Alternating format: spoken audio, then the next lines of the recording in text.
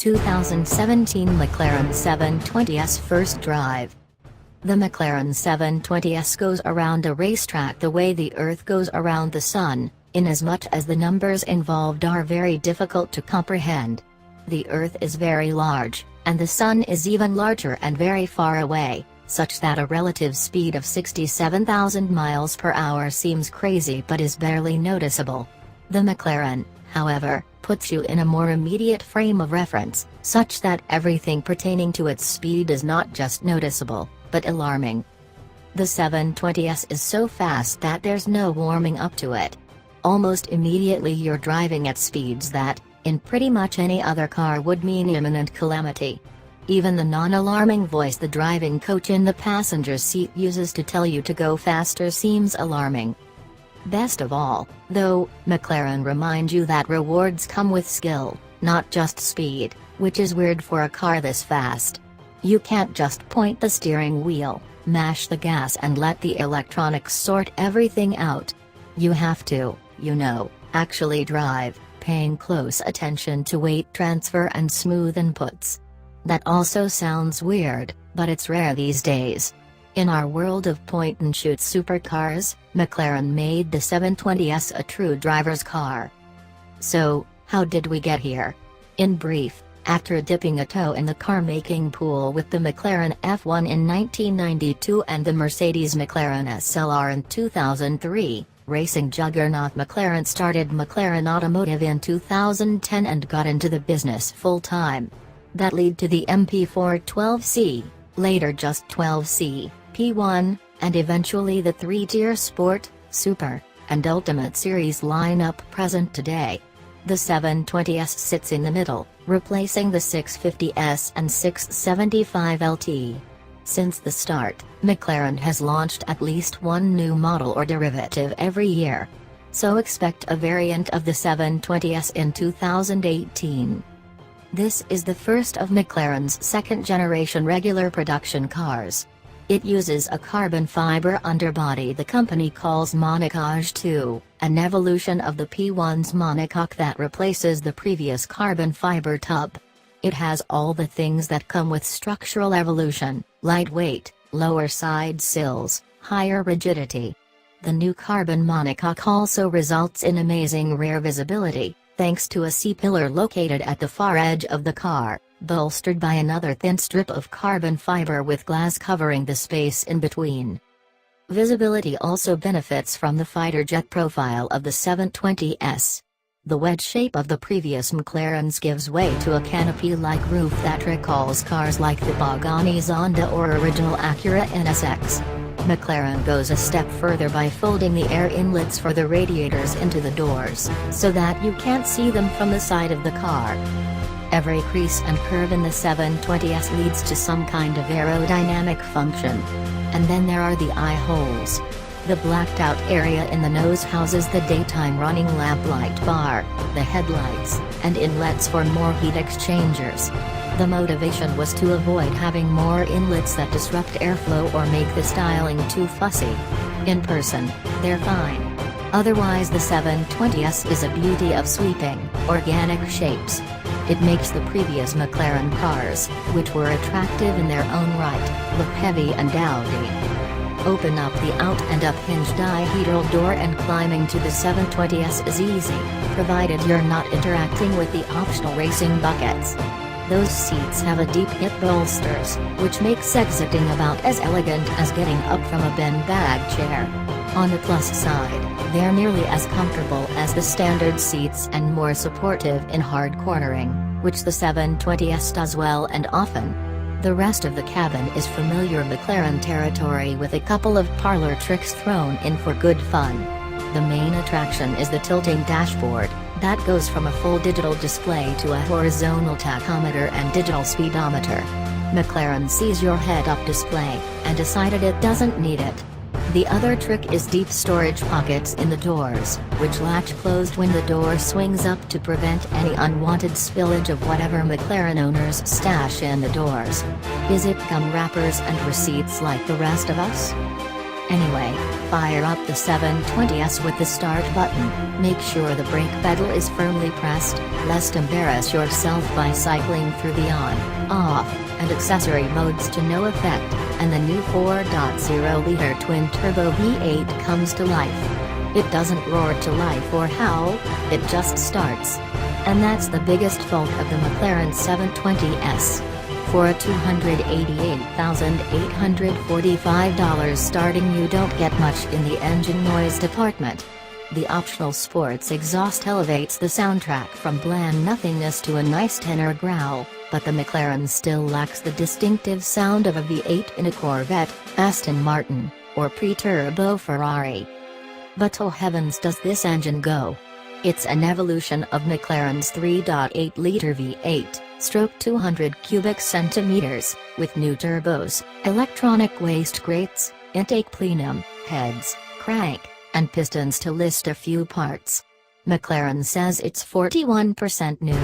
Output is up 69 horsepower, and 68 pound-feet of torque, to 710 horsepower and 568 pounds-to-foot. 0 to 60 miles per hour happens in a claimed 2.8 seconds. McLaren says the 720S will do the quarter mile in 10.3 seconds. Top speed is 212 miles per hour. Those numbers seem like afterthoughts to how the McLaren feels. And it's not just the launch, it's anything that involves forward progress. And probably reverse as well, but we didn't try that. Stab the accelerator on an open stretch of country road and you're up to 120 miles per hour in a matter of a few car lengths. That move, hard gas, hard brake, maniacal laughter, repeat, never gets old. On the track, the 720S accelerates with an unbelievable ferocity. As in, during the time between easing on the gas pedal and pinning it to the firewall, your brain stops about halfway down while your foot keeps moving. I did it, lap after lap, and every time found it shocking. Yet for such power, and equally matched grip and braking performance, two things stand out about driving the 720S fast. First, the lack of noticeable electronic intervention.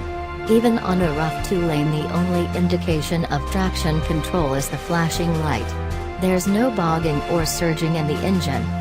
The second thing about driving the 720S fast is how balanced it feels. This also conveys a hint of danger, at least at first encounter. Drive this wrong and you'll pay for it. Get accustomed to the car's responses, though, and it floats through corners. This McLaren doesn't oversteer or understeer so much as it just corrects course with the right pedal application.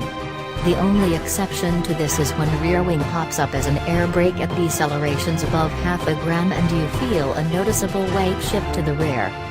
There are 3 modes each to both the suspension and powertrain: comfort, sport, and track. McLaren representatives noted the elimination of normal as the default setting, which is a nice touch. Sport and track progressively tighten up the dual-clutch automatic shift speed and loosen up the stability control threshold.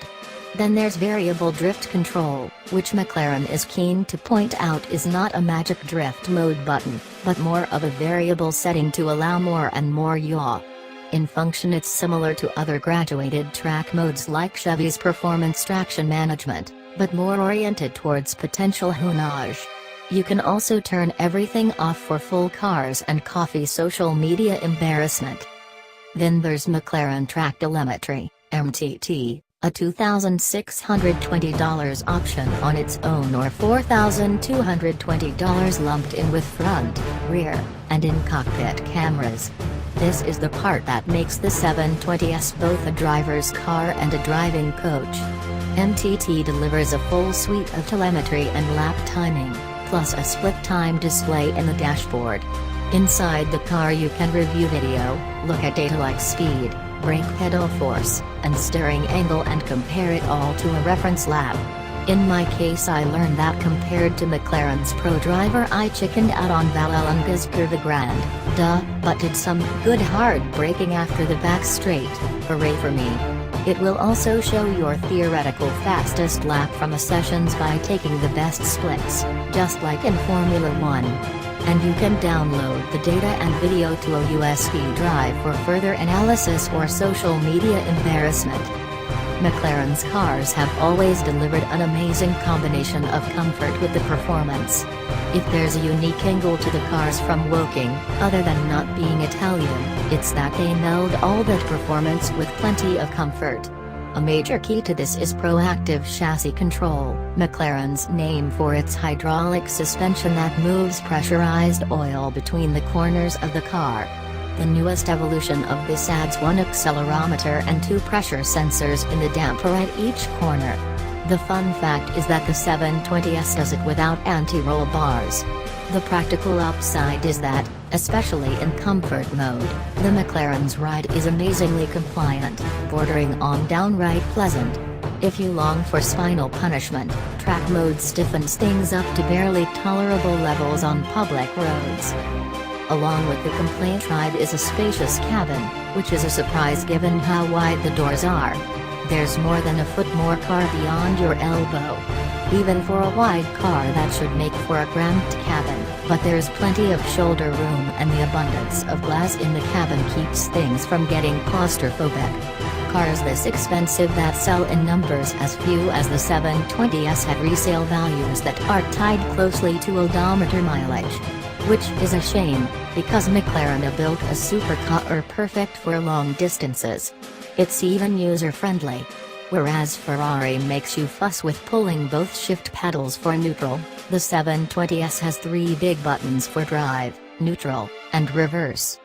So the McLaren 720S is a car made for driving, both on the track and, well, anywhere. And you can actually buy one, unlike the obsessive vetting process for the Ford GT. It's safe to say that in its short history McLaren has carved out new ground in the supercar world, both in terms of accessibility, at least to the moneyed, and expanding the breadth of capabilities. It's also safe to say that the 720S is McLaren's best regular production car yet. At least until the next trip around the sun. Related Gallery 2017 McLaren 720S First Drive.